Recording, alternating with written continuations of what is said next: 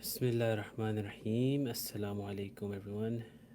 Um, we are here with our program, and inshallah, we're going to do our Iqbal's reading and discussion in English. We're going to be discussing a beautiful poem of Allama Iqbal from his last work, which is Armaghan Hijaz. And Armaghan Hijaz is the last book of Allama Muhammad Iqbal, which was published after his death, actually. So, this specific poem is titled Iblis ki Majlis Shura.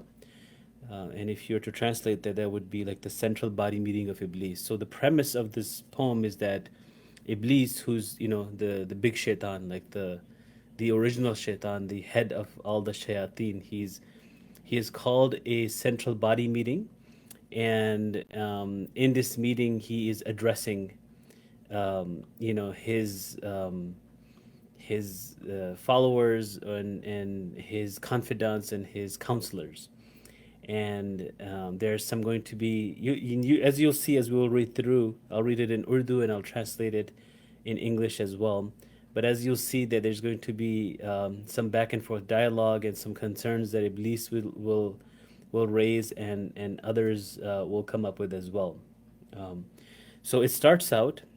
He says, "Ye anasir ka purana khel, ye dunya du, sakinane arsh azam ki tamannao ka khoo."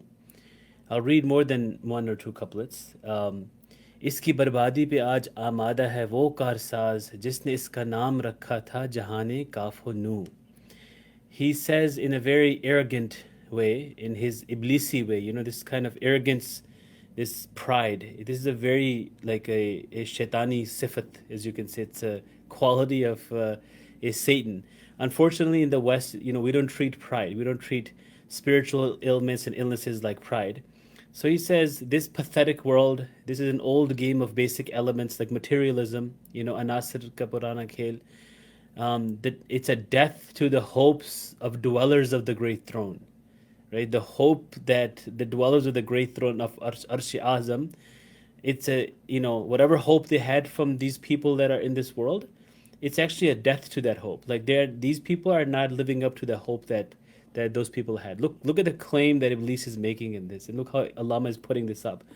Then he says that the ultimate creator, is content with its destruction. Meaning, Allah subhanahu wa ta'ala, the way He set up the system in this world, is that if you follow one path, in the Quran, for example, when He says in Surah Layl, right? وَاللَّيْلِ إِذَا يَغْشَى وَالنَّهَارِ إِذَا تَجَلَّى, He continues on, فَأَمَّا مَنْ أَعْطَى وَاتَّقَى وَصَدَّقَ بِالْحُسْنَى فَسَنُيَسِّرُهُ لِلْيُسْرَى وَأَمَّا مَنْ بَخِلَ وَاسْتَغْنَى وَكَذَّبَ بِالْحُسْنَى فَسَنُيَسِّرُهُ لِلْعُسْرَى.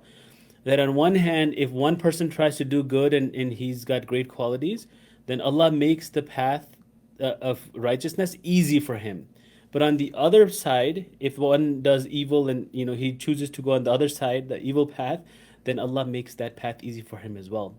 So because the system Allah has created, Iblis is saying that he's content with his destruction, meaning he's letting this destruction happen. He's also the one who gave it the name of Kaf or Noon. The Kaf and Noon here means kun, right? But Allah says in the Quran that whenever He wishes to create something, He says kun, and then fayakun, and it happens, right? That's how easy it is for Allah.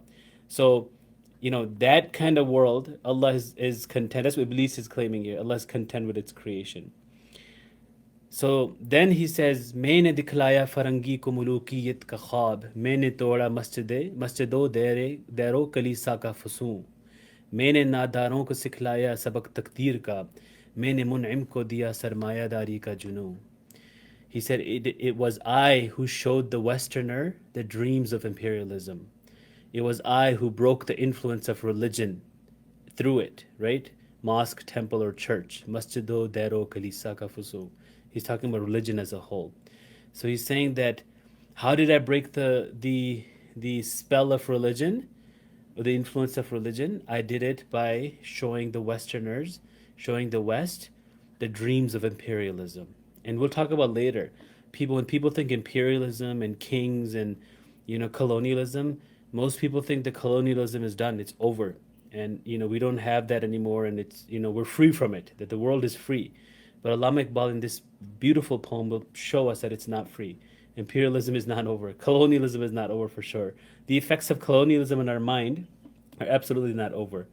As we go through, if you have any questions, please type them in the chat box, and I will address them as well. I want this to be interactive and also informative.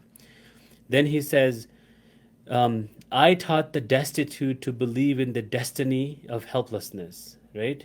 So, unfortunately, what happens to human beings is that when we take the idea that we're helpless, right, that life is hopeless, we accept it and we take that as our taqdeer. We say this is our fate. Life is never going to get better. This is it. It is what it is. Let's just accept this as our fate and live with it. Iblis is saying, I'm the one who taught destitute. I'm the one who taught people this lesson, that take your life as it is and don't worry about it. Don't question it. Don't, just go with it. Just accept it. And this is the life of this world. And Allama is the opposite of that. He gives people hope, right? Then he says, I instilled in the wealthy the lust for business. Maine mun'im ko diya sarmayadari ka junoo. Then the last four lines, he says, कौन कर सकता है उसकी आतिश सोज़ां को सर्द जिसके हंगामों में हो इबलीस का सोज़े दरू. Wow. I mean, it's like a challenge that he's putting forth, right? He's starting out this meeting with this kind of introduction and letting his confidants know that, look, we're going to talk about some things today, but let's just be clear that we still have our authority in this world. He says, कौन कर सकता है इसकी आतिश सोज़ां को सर्द? Who can dare extinguish that burning fire? जिसके हंगामों में हो इबलीस का सोज़े दरू. Whose commotion is fueled with the inner passion of Iblis himself. Once Iblis fuels the fire, the inner fire of someone's passion, there's no one that can cool him down. That's the claim that he's making. जिसकी शाखें हों हमारी आबियारी से बुलंद कौन कर सकता है उस नखले कोहन को सरनगू. Wow. Whose tree has branched high due to my irrigation. Like once I put water in a tree and the tree branches out to this, who dare can bend that tree, that old ancient tree? I mean, if you know anything about farming or how trees work, when a tree has been planted for years and decades and sometimes hundreds of years, centuries, it is very difficult to take that tree out. The roots are so strong. So the stronger the Iblisi nizam and the Iblisi thought is in our hearts and in the world, it is very difficult to take that away. So he's making that claim. Now the first confidant, Pehla Mushir, he reports, right? The first counselor, the first confidant, he's reporting to Iblis. So he says, इसमें क्या शक है कि मुहकम है ये इब्लीसी निज़ाम पुख्तर इससे हुए खुए गुलामी में अवाम. He says, there's no doubt that this Iblisi Nizam, this satanic system, is well established. It made the people strong in their enslavement to this system, right? The Iblisi Nizam, although it seems to make you free, make you think freely, or you're free, and Iblis makes you think, or Shaitan makes you think that religion makes you a slave, but what I'm teaching you is freedom. But in fact, it's the other way around. Religion gives you that freedom, but the Shaitani Nizam is the one that makes you, it makes you more enslaved. है अज़ल से इन गरीबों के मुक़द्दर में सुजूद इनकी फितरत का तकाज़ा है नमाज़े बेक़याम. Beautiful line. He says, since eternity, these fools have been destined to bend down in prostration, and their nature necessitates a prayer that does not allow them to stand back up. Our prayer, mashallah, our namaz is beautiful. It's such a good example of who we're supposed to be as believers. We have a sajda, we have a ruku, meaning we put our intellect down to Allah. When we say Subhana Rabbiyal Azim, Subhana Rabbiyal A'la, we say there is no one, not even our own intellect, who is more worthy of praise, who is more worthy of the beautification than Allah. But then we get up from it, right?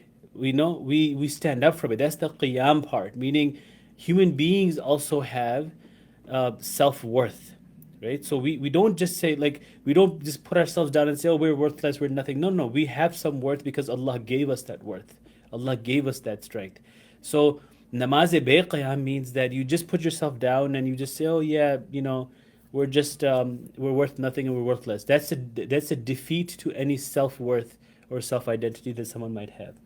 Let me see on chat what people are if anyone has any questions or comments. People keep asking me to speak in Urdu. Um, to be honest with you, I agree. Allama wrote this in Urdu, but Allama Iqbal is not just a poet of Urdu. He wrote most of his poetry is in Farsi. तो ये जो हमारा आज का session है ना, ये English speaking लोगों के लिए है. तो माजरत के साथ, ये अगर आपको इंग्लिश समझ नहीं आ रही तो आई एम सॉरी. इस नज़म पे बहुत सारे उर्दू पे वीडियोस मौजूद हैं. माशाल्लाह बहुत सारे स्कॉलर्स ने भी बहुत सारी तकारीर भी रिकॉर्ड की हुई है, तो आप जाके वो देख सकते हैं. मगर आज का जो हमारा सेशन है ये इंशाल्लाह इंग्लिश में होगा for English speaking people. So I apologize. Okay. So he's talking about what fools is he talking about? He's talking about the fools who accept their destiny, that oh, we're worth nothing, our life is worth nothing, and we're just going to keep bending it down, and we're just going to keep prostrating, and we don't have to get up, and we don't have any self-worth. And he mentions in the next line, he says, or this is the first confidant, he says, आरज़ू अव्वल तो पैदा हो नहीं सकती कहीं. आरज़ू अव्वल तो पैदा हो नहीं सकती कहीं, हो कहीं पैदा तो मर जाती है या रहती है ख़ाम. He said, either the desires don't even initiate in their hearts to begin with. Even if they do, these desires either stay weak or they die off, right? I mean, let me just give you one example, right? I live in the West. Here in the West, people get stuck into this system, this 9 to 5 job, 40 hours a week. And when you're in this system, you become so part of this system that you don't have any hope or any arzu of like, man, I need to improve my life. I need to do something more. I can do better. It's because you're so stuck in it, right? So that's an example of this, that either desire don't even initiate, and if desire does initiate, how can you work on that desire? You can't. It's either going to stay weak or it's going to die off, meaning no action will take place even though there is desire inside of your heart. Okay, that's what he's talking about. And then the first confidant continues and says, ये हमारी सई पे हम की करामत है कि आज सूफी मुल्ला मलूकियत के बंदे हैं तमाम.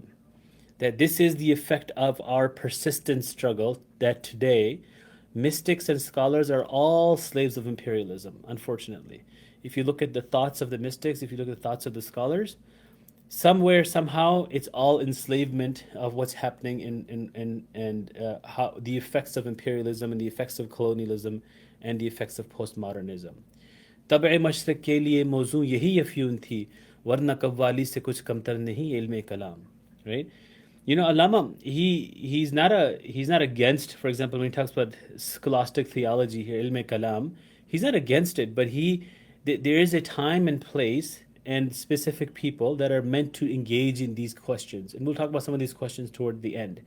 But he says this opium was sufficiently sedating for the minds of the East.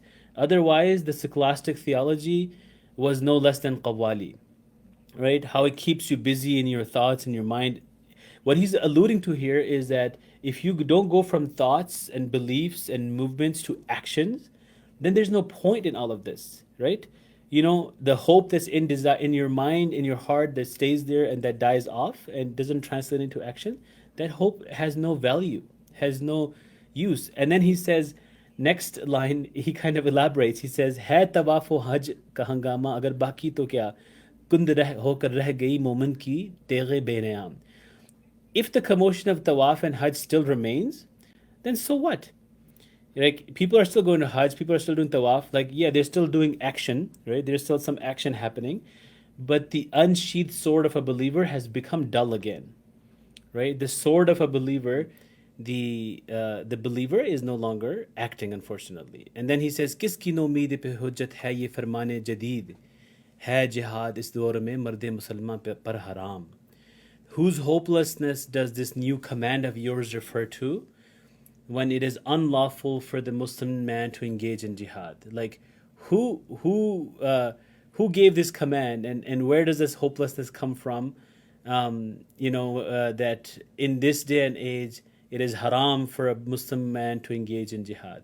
So the idea in this stanza where the first Mushir is talking is that Muslims have gone away from action, and And even from hope, sometimes there's no hope inside of us. And if hope translates into anything, it is definitely not action. Then we move on to our second confidant, right? Dusra Mushir. So Dusra Mushir then brings out something that was very common during the time of Allama Iqbal, and even though it was more pertinent to his time, which was, we were talking about Marxism, but if you look at this day and age, we have our fair share of isms, right? We have all these, ideologies and isms in this day and age. So he's definitely talking about something that's relevant to us today as well. So he says he's going to bring out something about some of the new problems today as well. So the second confidant says, खैर है सुल्तानी जमहूर का गोगा के sir तू जहाँ के ताज़ा फितनों से नहीं है बाखबर. He's talking to the first Mushir. He says, is democracy of the people good or evil? He's talking about how there's no longer imperialism. Right now in the world, it's rare to find kings, and even if kings do exist in British world, their role is just there as a placeholder, right? It's really like they're trying to pose it off as a democracy. In the West, like in the US, it's all about democracy. So he says, is democracy of people good or evil? But you must not be aware of the mischiefs of the new world, meaning now they have democracy, people decide what's good for them.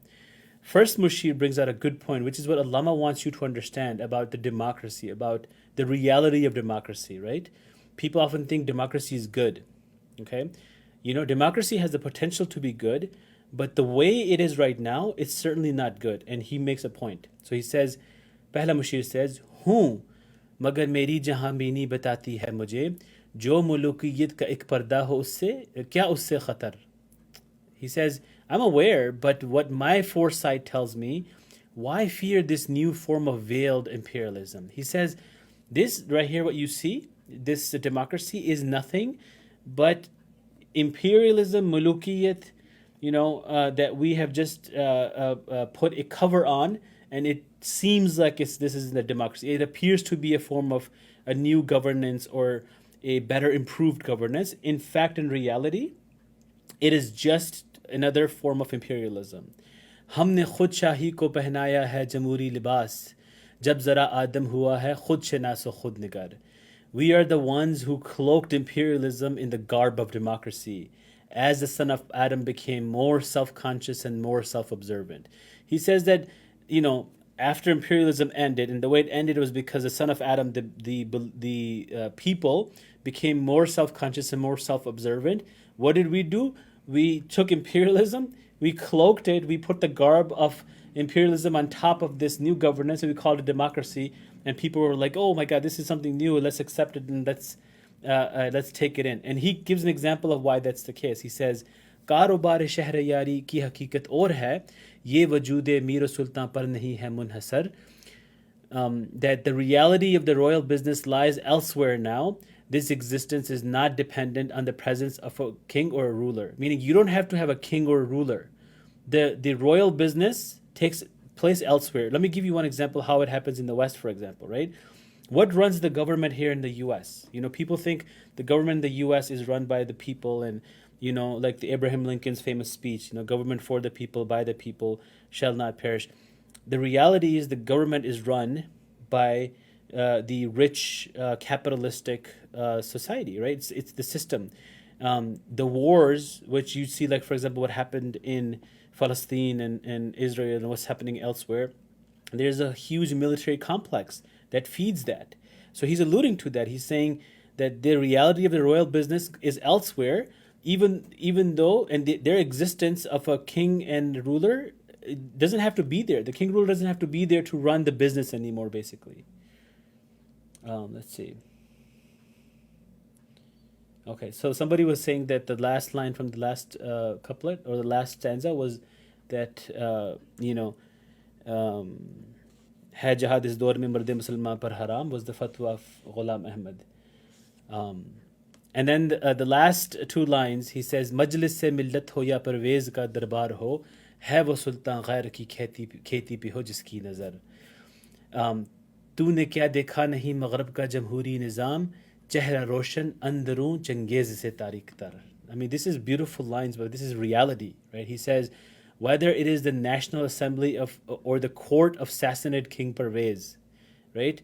Whether you think that you're sitting in the National Assembly of the United States or Pakistan or any democracy, or you're in the court of a king, like he gives the example of Sassanid King Pervez, a true king always keeps his eye on the crops of the other. है वो सुल्तान गैर की खेती पे हो जिसकी नजर. If you haven't seen, there's a movie, there's a Hollywood movie out. It's called Vice. It's on our previous vice president. His name is Dick Cheney. You should watch that movie because you realize how what seems to be a democratic, system here, and how cleverly and cunningly we had a vice president and his whole, bunch of coons that he was with. They planned this attack on Iraq because their eyes were on the oil fields of Iraq, right? They put up this weapons of mass destruction and whatnot. So he's alluding to that here. And then he says, have you not seen the democratic system of the West? While appearing bright on the outside, they are darker than Genghis. They're darker than Genghis Khan within. I mean, Genghis Khan was a brutal murderer, right? He went and killed people for fun. Him and Hulaku Khan, all these people. I mean, one of the most horrible people to walk on this earth was that. So he's saying in the West, Chehra Roshan, like they appear to be bright on the outside. Whether you look at their white skin color or even the way they appear, but their inside is darker than Genghis Khan. That's the reality of Maghrib ka Jamhuri Nizam, the Western democratic system. In Mulukiyat, one person is imperial, but in democracy, every person is imperial. So that's a good point, Muhammad. I agree with you. But what Allama is alluding to here is that in Mulukiyat, one person is in control and imperial, but in democracy, they give you the idea that everybody has control, but in reality, there's only few people, one or two people, that are running the show in the back. And if you look at the way it's run in the West, you realize that that's the reality of it. It seems that way, that we don't have one king or one person making the decision, but in reality, there's one or two people that are running the show. These people with money, power, authority, they feed money into Congress through campaign contributions and lobbying and the businesses and whatnot. Like the movie that I'm talking about, Vice, you should watch it because it tells you about how the vice president was CEO of Halliburton, which is a big oil company, right? So you can see how these people make these decisions, and they were still in these places, had all the power.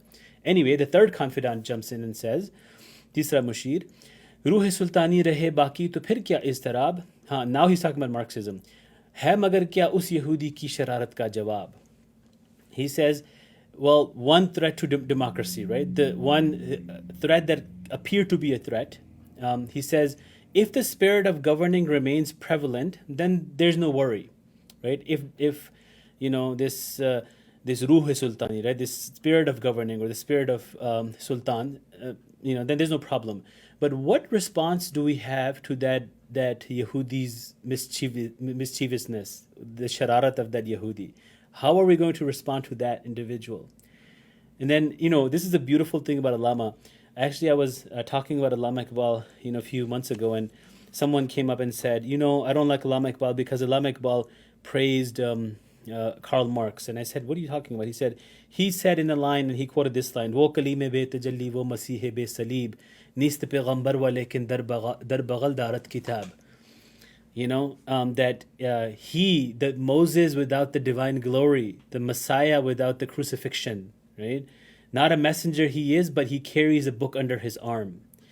So Allama, he praises Karl Marx, but he's praising Karl Marx through the mouth of a shaitan, right? So this is not a praise. This is actually an insult, if you think about it from that perspective.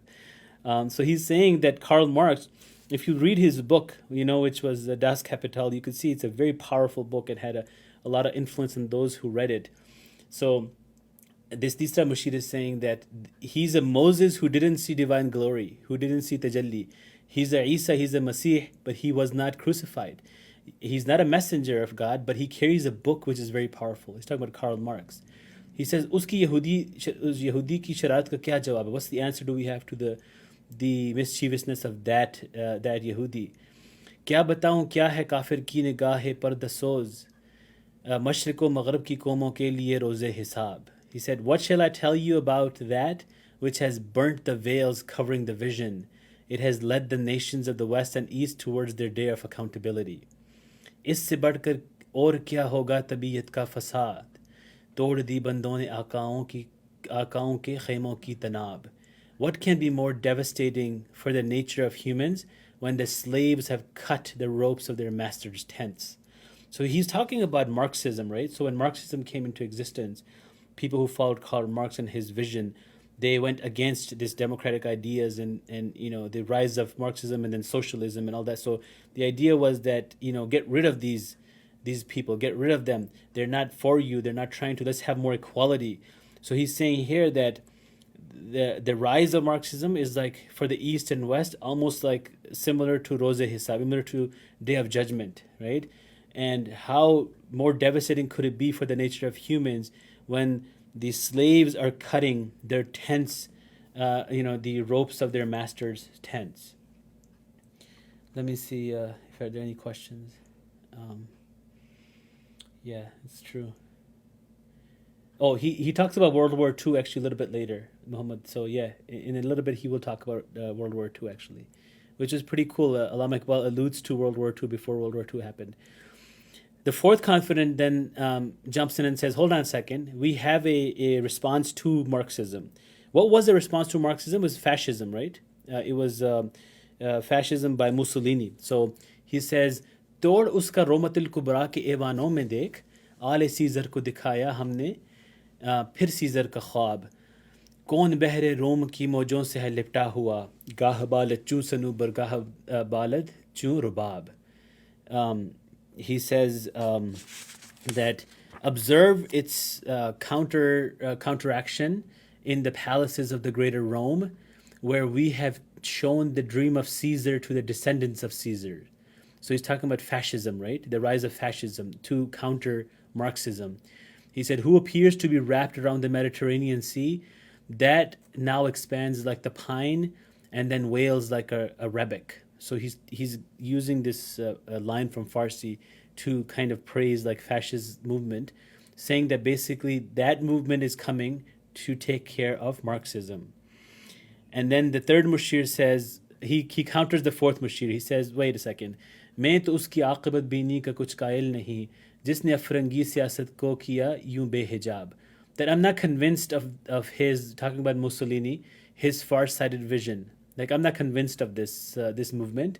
The one who exposed the Western politics in such foolish manner, meaning his approach is not that great that, that I would be convinced that he's actually going to be able to do something about Marxism.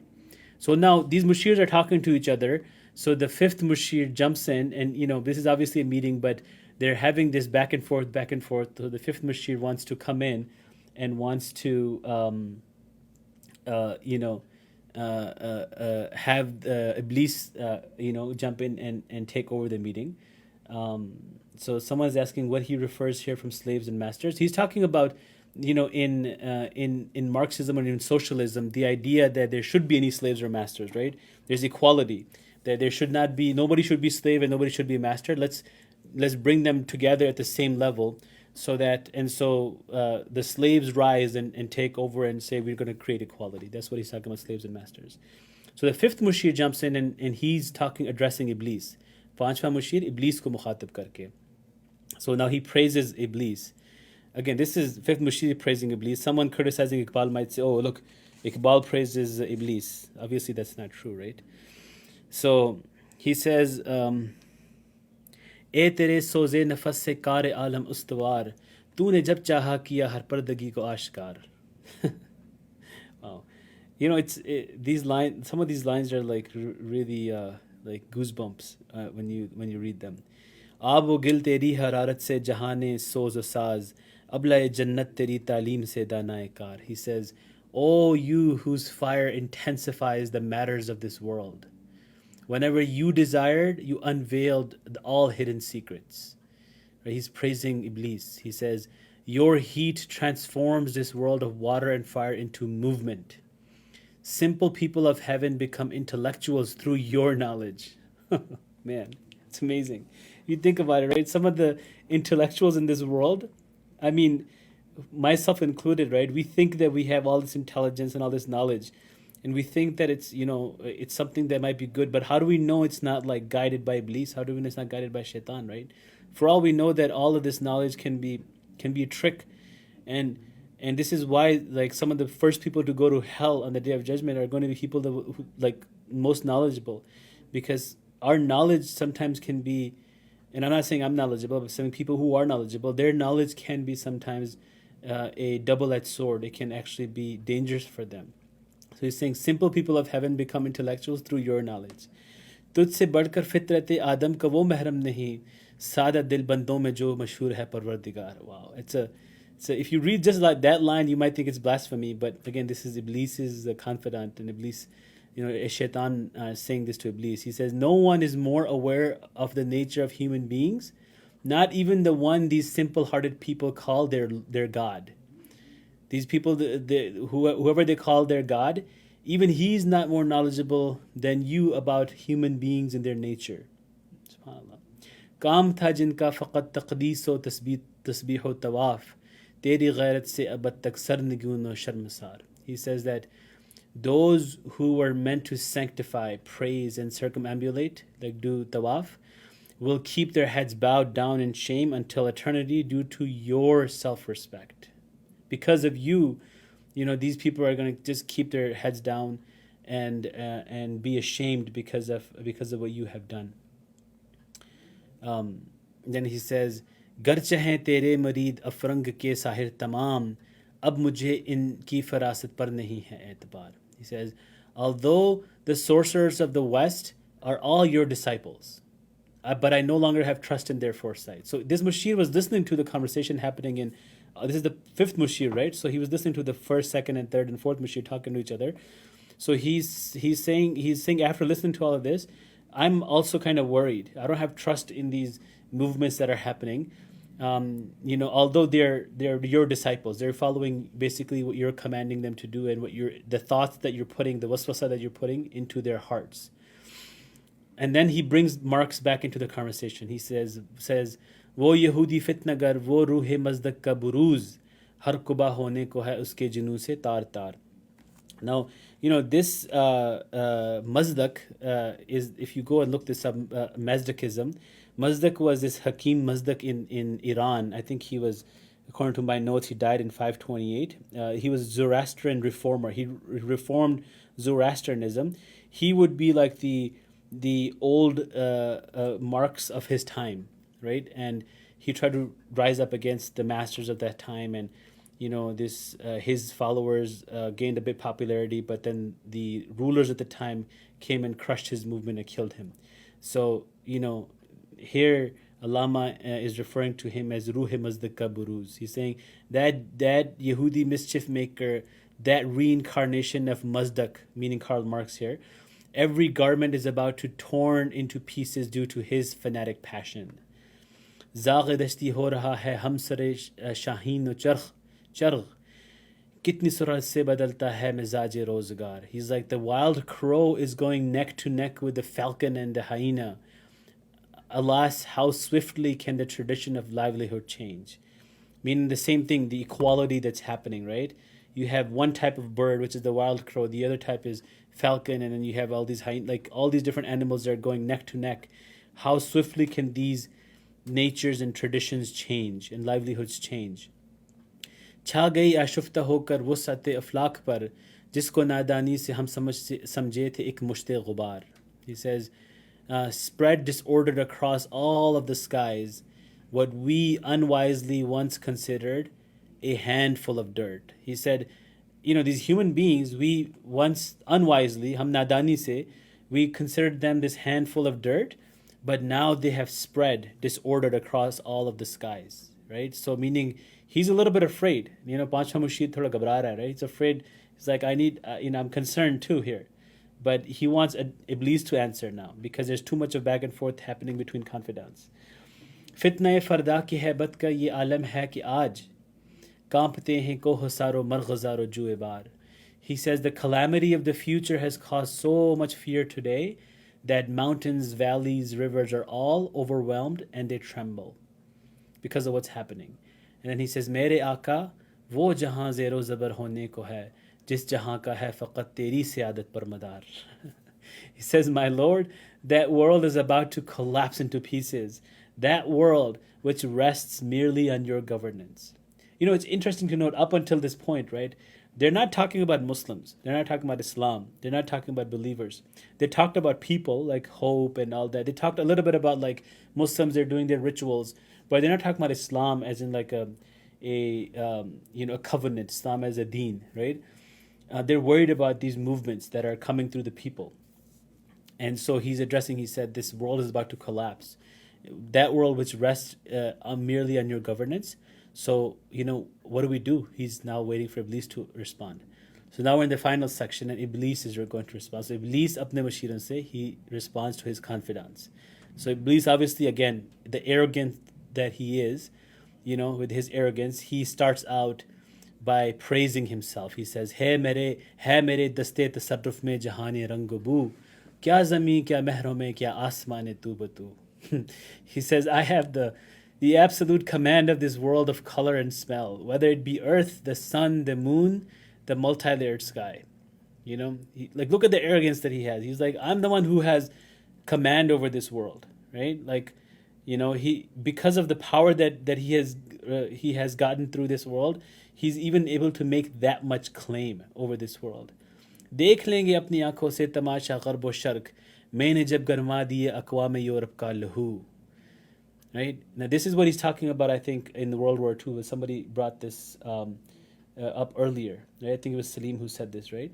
So, this is what they're talking about, the World War II. Okay? He says, we will see the spectacles of the West and East with our eyes. ये तमाशा जो है ना, वो देख लेंगे. In Urdu we say that too, देख लेंगे, देखा जाएगा. But he says, but we will observe it, but when after I have warmed the blood of the people of Europe, meaning I can instantly warm their blood, and then we can see what happens to them. In the next line, he says, क्या इमामा ने सियासत क्या कलीसा के शुयूख सबको दीवाना बना सकती है मेरी एक हू. I mean, if you think that's a scary line, if you really contemplate on this, right? It's a very powerful and scary line. He says, the political leaders, the scholars of the church, like in the West, we have the separation between church and state. He says, both of these people, whether you look at the political leaders or you look at the Kalisa ke Shuyukh, the scholars of the church, they all will melt with madness with my one call. They will all melt. The arrogance and how beautiful Allama Muhammad Iqbal, may Allah reward his soul, how beautifully he puts that into for us to observe, for us to realize that how powerful shaitan's influence can be on our thoughts and our system. And then he says, कारगाहे शीशा जो नादान समझता है इसे तोड़ कर देखे तो इस तहजीब के जामो Subbu. So he's like challenging almost. He says, the fool who considers this to be a house of glass, let him dare attempt to smash the cups and the pitchers of this tradition. He said, I've done this for centuries. This is a work that I've been doing for years. If some fool thinks that he can just take this and smash it, let him try. Let him try. He says, Daste fitrat ne kiya hai jin gareban ko chak. Daste fitrat ne kiya hai jin garebano ko chak. Mazdaki mantak ke sozan se nahi hote rafu. Horn by the hands of nature can't be startled by the heat of this, the Mazdakian logic, right? This is something. See, this is interesting, right? He's saying that the way Iblis works, we have to understand this, right? The way Iblis works is he preys on human nature, and he uses human nature to bring us to a state that is or corrupt us. Okay, so for example, if you look at Imam Ghazali talks about what is human nature. We have these needs, these desires that we want to fulfill. We have aggression, need and desire to overpower others. These are animalistic qualities that all of us have inside of us, okay?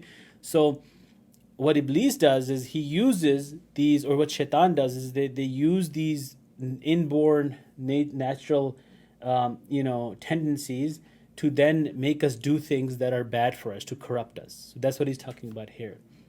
He says, कब डरा सकते हैं मुझको इश्तराकी कूचा गर्द ये परेशान रोजगार आशुफ्त मगज आशुफ्त मुँह. He's like, how can this socialist, useless wanderers make me afraid?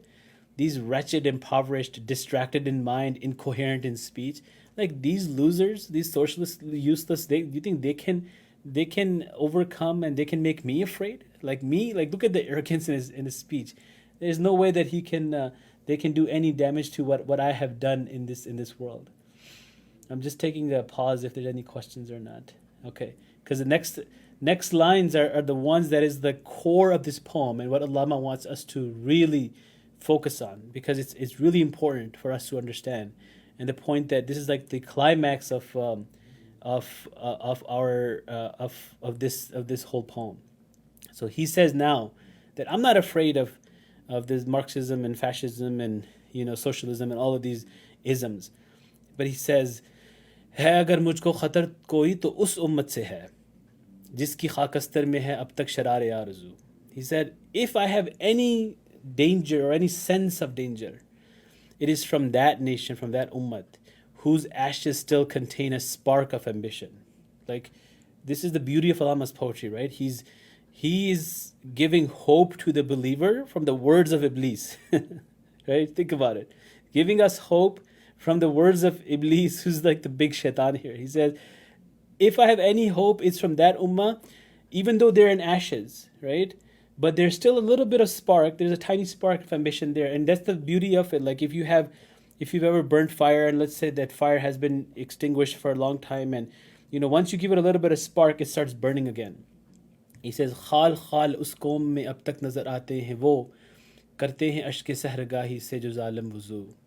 He says, it's rare, but I do find people in that nation. I still come across some people who still wash their eyes with the tears shed before dawn. Like, there are still some people that are still there. There's some Muslims and believers that are there who still wake up at dawn and they, through ashkagahi say they do wuzu of their eyes. Subhanallah.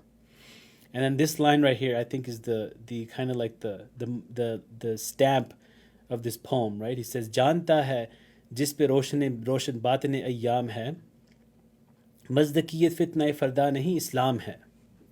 I think this is what we have to realize. Like, from the perspective of Muslims, we come up with हमारे दौर के fitne ये हैं वो हैं. This is the fitnas of our time. But Iblis is saying that whoever is aware of the secrets of time knows this. Whoever realizes the real secrets of our time and the problems of our time recognizes this, that Mazdakiyat or Mazdakism is not the threat of our time. The real threat is Islam. This is how people see. This is how intellectuals in the West see it. This poem is called Iblis ki Majlis Shura. I have titled it as the central body meeting of Iblis. You can say whatever you want to, but that's in Urdu it's Iblis ki Majlis Shura. So he says that the real threat of our time is Islam. That's what he's saying. I mean, think about this for a second, right? And he'll talk about why he thinks that the real threat is Islam. Sorry, I have to take some water. These lines are a bit emotional for me to read too. He says, जानता हूँ मैं ये उम्मत हामिल कुरान नहीं है वही सरमायादारी बंदा मोमिन कदीम. He says, I know that this ummat, this nation, no longer carries the teaching of Quran. I know that they don't, inside of their heart and their belief and their actions, they no longer have the teachings of Quran. Instead, what they have done is the same capitalism that the West follows has become their religion of the believer as well. The same capitalism, the sarmayadari, has become bandai momin ka deen. जानता हूँ मैं कि मशरिक की अंधेरी रात में बेयदे बैज़ा है पैराने हरम की आस्ती. I also know that in the dark night of the East, the sleeve of the scholar of the sanctuary no longer carries the illumination of Moses. Allama uses this yade beza to describe the ummah very frequently, right? So Musa alayhi salam was given this miracle where he would take out his arm from his sleeve and it would be, bright lit. So Allama uses that illumination to describe this nation, right? The potential that the nation carries, the ummah carries. So he says, I know that the sleeve of the scholars, the Pirane Haram, scholars of the century, they no longer carry the illumination of Moses. But here's the fear that he has. Here's why he's afraid. He says, असर हाजिर के तकाज़ाओं से है लेकिन ये खौफ हो न जाए आशिकारा शरए पैगंबर कहीं. He says, however, what I'm afraid of is that the demand of the current time may lead to the rise of the Sharia of the Prophet.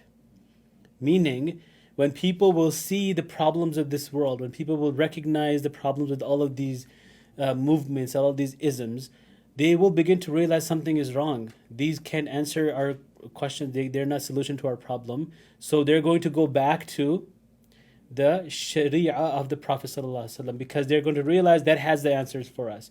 If you ever get a chance to interview or talk to people who converted to Islam, you will realize many of them had the same thought process. You know, they questioned their belief system, they had confusion, they looked at one thing, the other, and then finally they came to a conclusion that none of these things were able to answer their question except for the Sharia of the Paygambar sallallahu alaihi wasallam. And then the next couplet is probably my favorite couplet from this poem. He says, Al-Hazar ayin Paygambar se sobar al-Hazar. Sorry.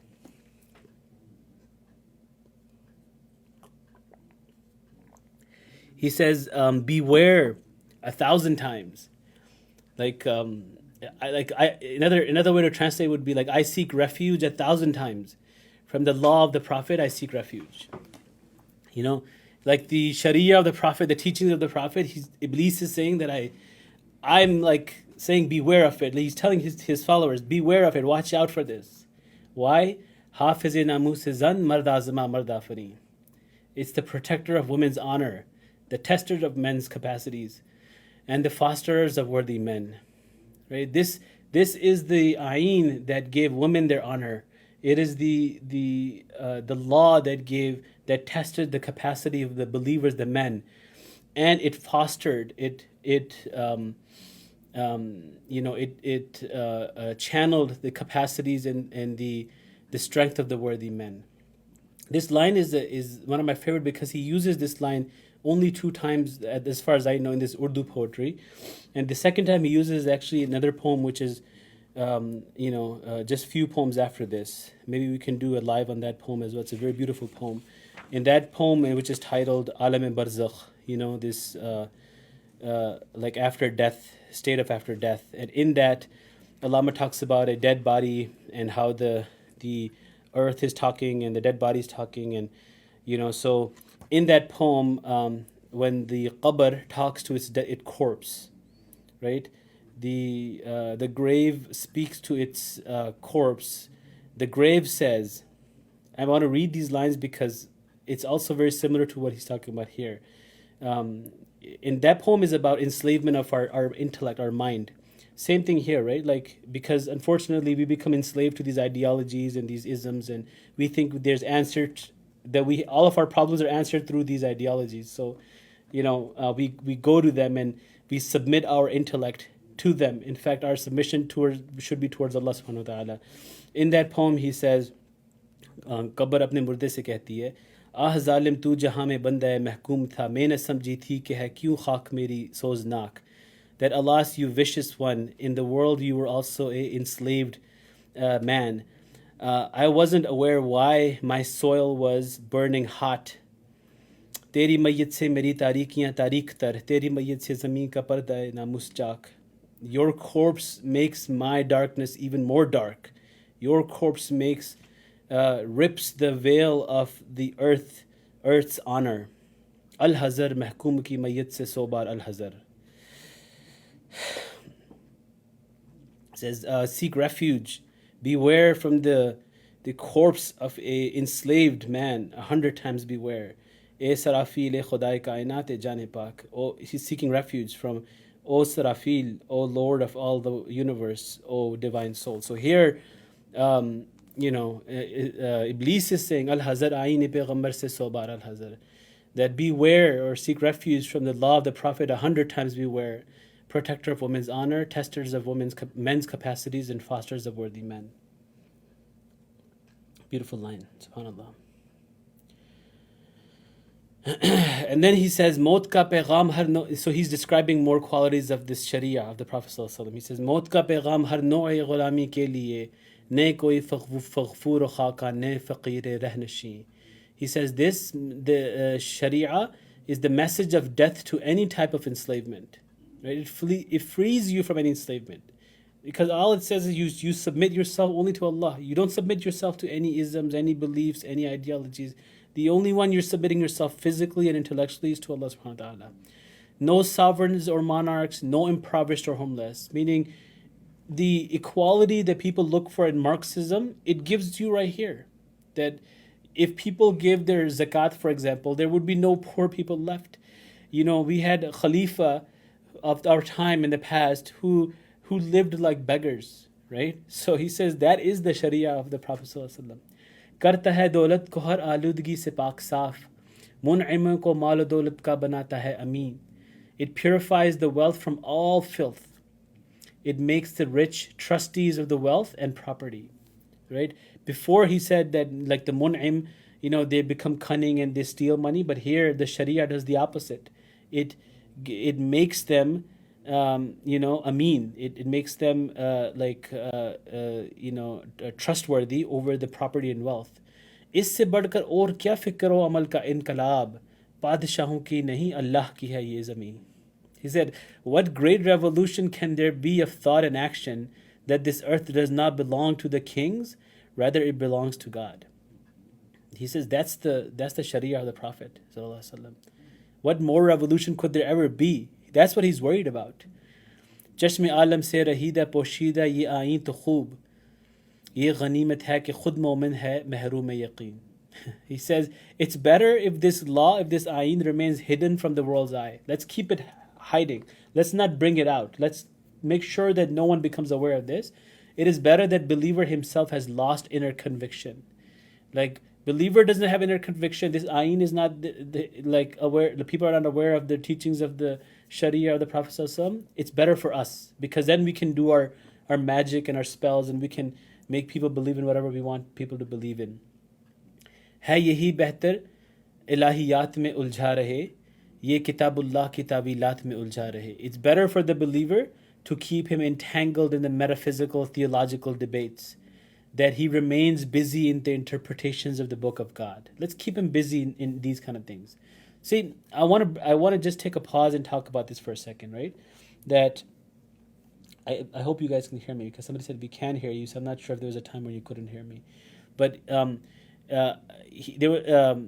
when it comes to these theological debates are meant for certain people and certain times. They're not meant for everybody, right? Just because we can go Google things and we can go look things up online or YouTube videos doesn't mean everybody needs to engage in these, debates that he's going to bring some of these up in this poem.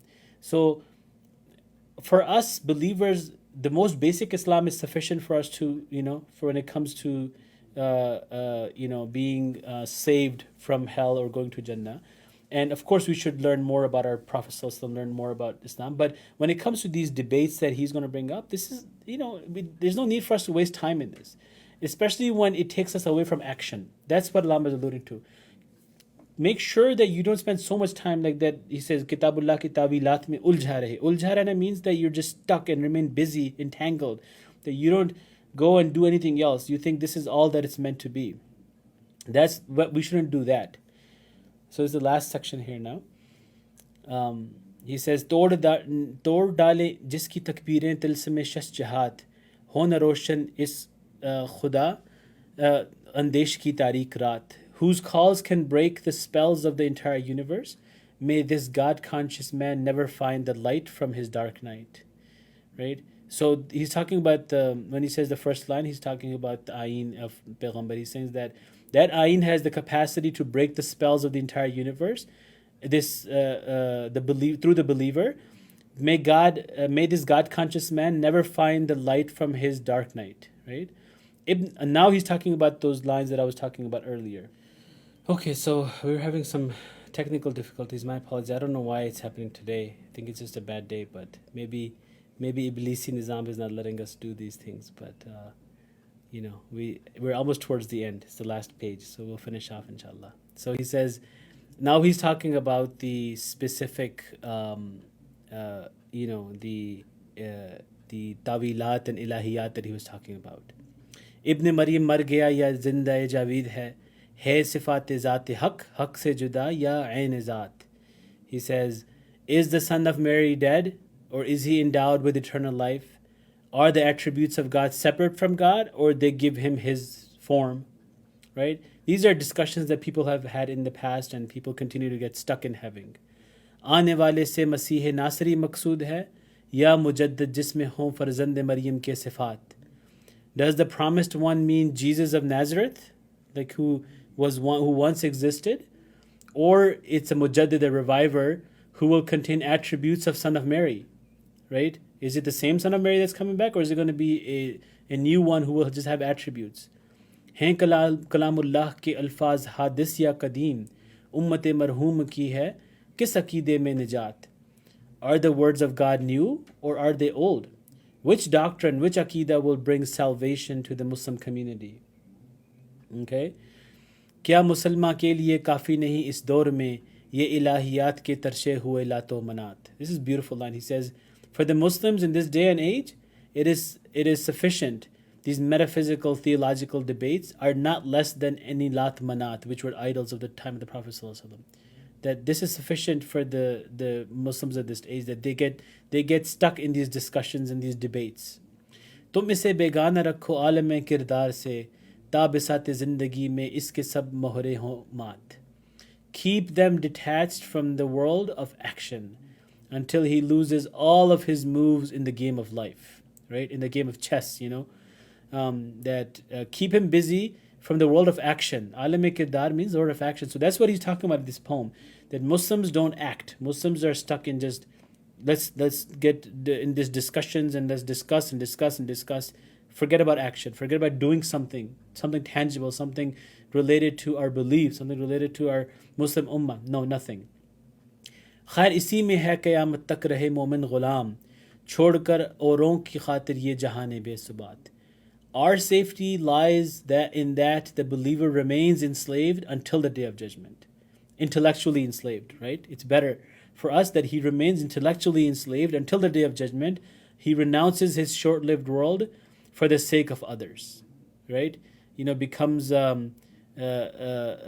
leaves the world of action and goes into, you know, his separation and just gets stuck in these tawilat and these ilahiyat.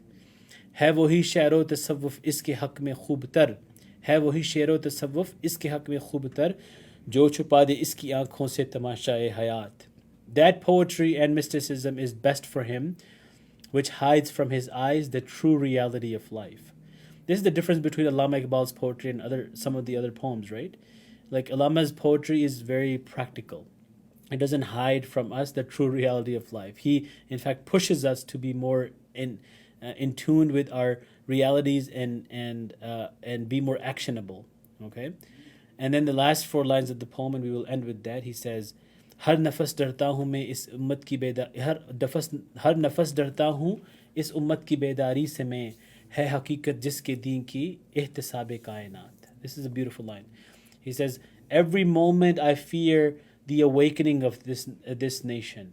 Nafas, the word with the fa, the zabar on the top, means breath, right? Every moment, every breath, I fear the awakening of this nation, that this ummah is going to wake up. Iblis is saying this. I'm afraid this ummah is going to wake up. I'm afraid every moment for this. Whose religion, in reality, is nothing short of taking accountability of the universe. Our religion, our deen, is ihtisab kainat. It's taking accountability, holding this whole universe accountable.